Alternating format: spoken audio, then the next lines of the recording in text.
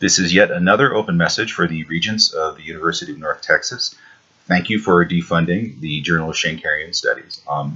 In spite of that, this message relates to the fact that I found out it looks like the case against you by Jackson is going forward. And I have to confess I'm happy about that, not because I think Jackson has a leg to stand on, but because what it's gonna force you to do in order to defend your decision, which is probably to put Schenkerism itself on trial. Now I know the journal is not really peer-reviewed, and that should be reason enough to defund it. I understand that the journal contains racist statements, and I've made it very easy for people to spot those racist statements. And so, on its own merits, regardless of anything that you or anyone else may have done that's questionable, the journal itself, on its own merits, warrants defunding, and you defunded it. Thank you. But that's not going to be good enough. That's not going to be good enough when Jackson and his lawyer come for you. Okay.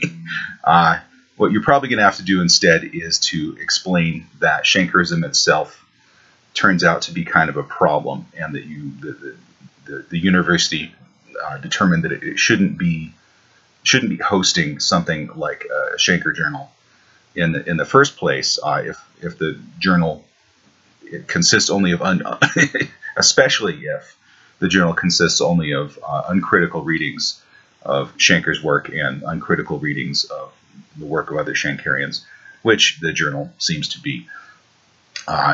Please do feel free to poke around, look for my other videos, look for my name on anything that's on the internet that mentions Schenkerism. I think I probably have given you most of what you need if you will simply take it and work with it a little bit. Schenkerism is faith-based, which in and of itself is a problem.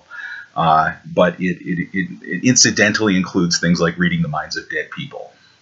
Really? Yes. Incidentally, it includes things such as reading the minds of long dead composers. And that's kind of the tip of the iceberg. I made a lot of these videos. I've written a lot about this. I know it seems like I'm a little bit obsessive, but when you get sued, which I haven't been, and you have been, things that look obsessive start to look pretty reasonable. So please look at my obsessive work and see if you can find anything reasonable in it in order to defend your position. I think that you very easily can.